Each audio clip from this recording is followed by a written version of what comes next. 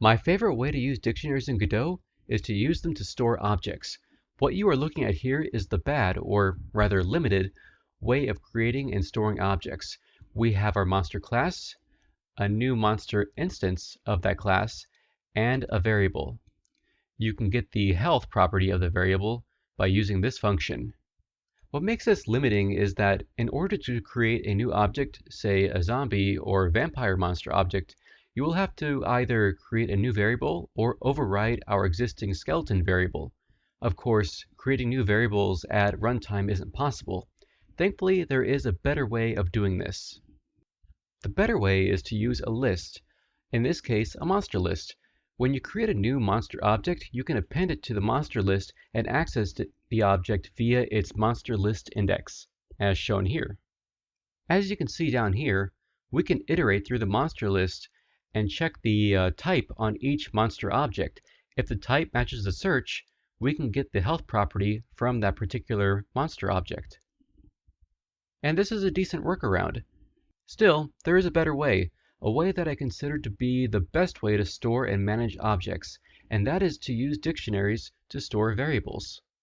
In this case, a monster dictionary. When a new monster object is created, it is paired with a key of your choice. I prefer to use an identifying name as a key. In this case, we have chosen skeleton. As per dictionary rules, a new key with the same name of an existing key will overwrite that existing key. So, we have created a new skeleton monster object. We can access the properties of this object by referencing its dictionary key. So, if you view keys as variables, this can be seen as creating new variables and assigning objects to them. Let's see this in action. I have a simple script here that allows me to input a monster type, instance the monster class, and then assign the monster object to the newly created dictionary key. Since this script is a tool that will be running in Godot's editor, the tool keyword is specified up top. To print our monsters in the dictionary and some of their properties, I have written this display function. The clear monsters function removes all monsters from the dictionary. I can select the monster that I want to create. In this case, I'll choose skeleton.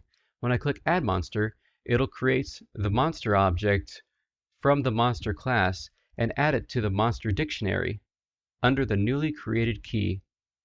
In this case, the key will be called skeleton because it uses the new monster type that was specified on this line.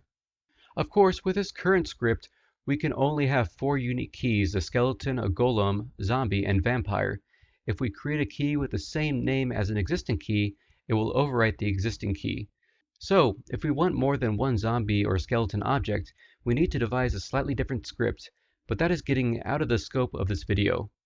But in a moment, I'll show you one way you can do it.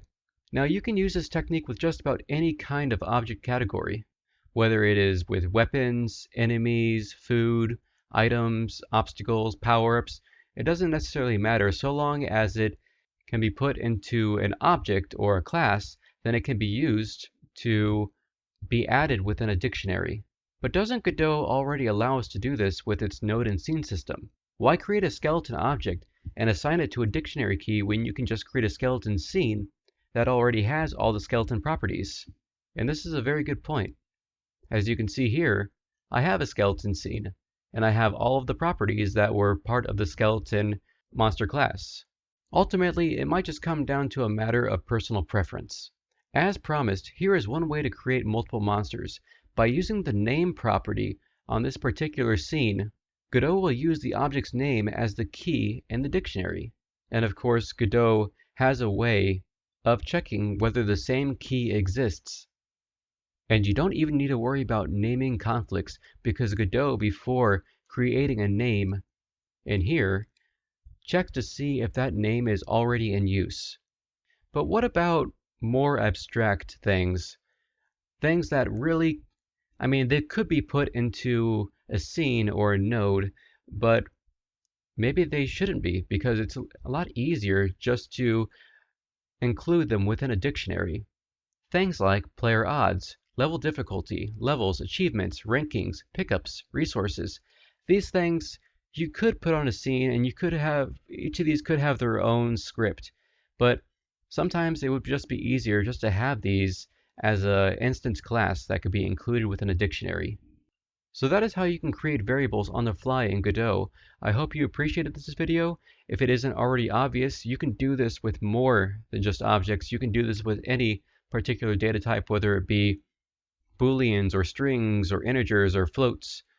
I just like doing this with objects just because it makes objects very easy to store and manage. Well, if you have any questions, go ahead and just put them in the comments. I'll answer them as soon as I can. Thanks for watching.